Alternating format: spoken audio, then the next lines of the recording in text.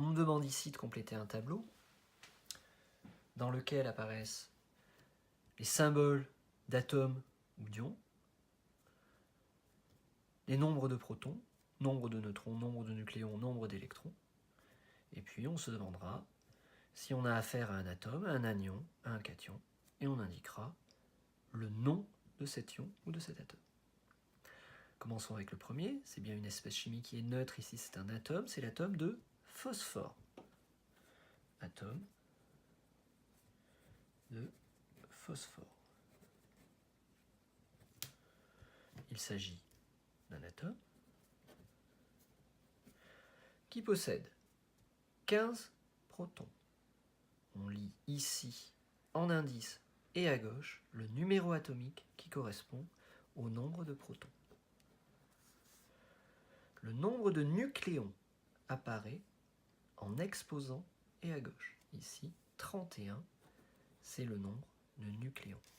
S'il y a en tout 31 nucléons et 15 protons, il y a 31 moins 15, c'est-à-dire 16 neutrons.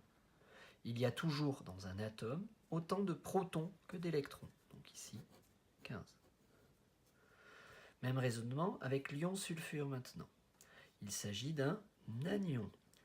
C'est un ion qui est chargé négativement. Le nombre de protons est toujours donné par le numéro atomique. C'est 16 ici. Le nombre 32 correspond au nombre de nucléons.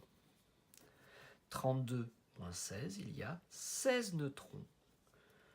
De la même façon, dans le noyau de l'ion sulfure. Attention au calcul du nombre d'électrons. S'il s'était agi de l'atome de soufre, il y aurait eu 16 électrons, autant que de protons. Ici, S2- veut dire que l'ion sulfure possède 2 électrons de plus par rapport à l'atome de soufre. Il en possède donc 18. L'ion chlorure a pour formule Cl-. Cette formule doit être connue. Le nombre de protons correspond au numéro atomique. Il doit être indiqué ici.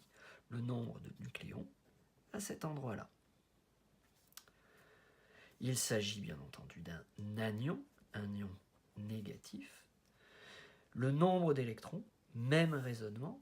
Ici, on a une charge négative, ce qui veut dire qu'on a un électron en plus par rapport au nombre de protons. On a donc ici 18 électrons. Pour le nombre de neutrons, eh bien, on soustrait les 35 nucléons et les 17 protons. On trouve donc 18 neutrons. Ag+, nous l'avons rencontré en TP, c'est l'ion-argent. L'ion-argent. Il s'agit ici d'une espèce chargée positivement qu'on appelle un cation. 47 protons dans le noyau d'un ion argent, 107 nucléons. 107 moins 47, 60 neutrons. Attention au nombre d'électrons. Il doit y avoir ici un électron en moins par rapport au nombre de protons. Ici donc 46 électrons. Finissons avec l'atome de sodium, de symbole Na. C'est un atome. Ici, nous avons le nombre d'électrons de l'atome, donc nous avons aussi le nombre de protons.